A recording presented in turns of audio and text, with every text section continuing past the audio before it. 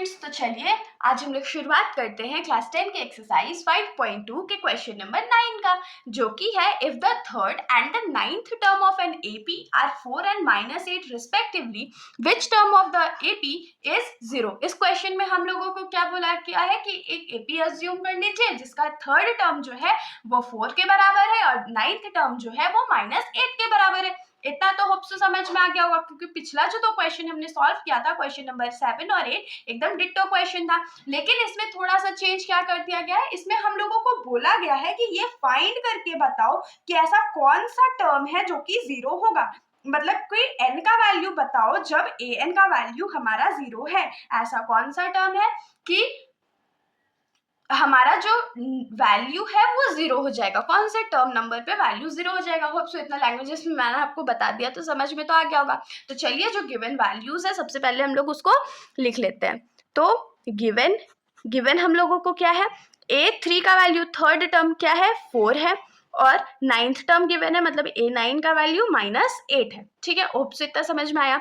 अब इसको हम लोग क्या लिख सकते हैं, a plus n minus 1 into d is equals to 4, जिसको a plus 3 minus 1 into d is equals to 4, तो a plus 2d is equals to 4 हो जाएगा। अगर आप लोग चाहो तो इतना प्रोसेस से इसको सॉल्व करके a plus 2d is equals to 4 लिख सकते हो, वरना इसको आप लोग डायरेक्टली भी लिखोगे तो ये प्रोसेस एकदम सही होने वाला है।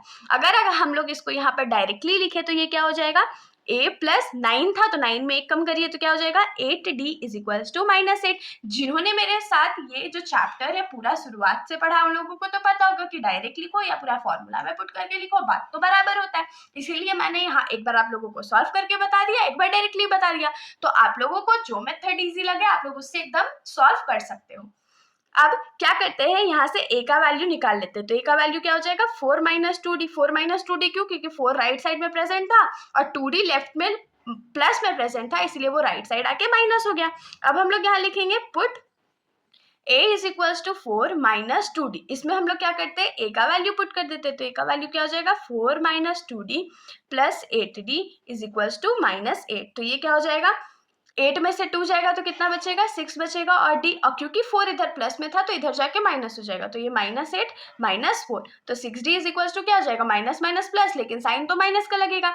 8 + 4 12, तो d का वैल्यू क्या हो जाएगा -12 डिवाइडेड बाई 6, और 6 से डिवाइड कर देंगे तो ये 2 हो जाएगा। तो यहाँ से d का जो वैल्यू है वो हम लोग को क्या आ गया -2 आ गया। अब हम लोग क्या करते हैं, put d is equals to -2। Put d is equals to -2, अगर मान लीजिए इसको इक्वेशन 1 मान लेते हैं तो इन 1, तो a is equals to क्या आ जाएगा 4 - 2 इंटू -2, क्योंकि d का वैल्यू -2 था, इज इक्वल्स टू 4। माइनस है तो माइनस माइनस प्लस हो गया और 2 2 4 हो गया, तो 4 + 4 8 हो गया। तो यहाँ से हम लोगों को फर्स्ट टर्म मिल गया और जो हमारे पास d का वैल्यू था वो मिल गया। लेकिन अब देखिए AP तो हम लोगों को फॉर्म नहीं करना है, हम लोग को बताना है कि ऐसा कौन सा टर्म है जिसका वैल्यू जो है वो 0 है। तो इसको हम लोग कैसे लिखेंगे, नाउ an जो है वो 0 के बराबर है, क्योंकि हम लोग को बताना था ना कौन सा टर्म है। अब an का फॉर्मूला क्या होता है, तो a + n - 1 into d is equals to 0 है। तो अब हम लोग क्या करते हैं, put the values of a and d, a और d का वैल्यू पुट कर देते हैं। तो a का वैल्यू 8 है प्लस n - 1, d का वैल्यू -2 है, इज इक्वल्स टू 0। तो 8 जो इधर प्लस में है उसको इधर भेज देते हैं तो वो माइनस हो जाएगा ना, तो -8 हो गया।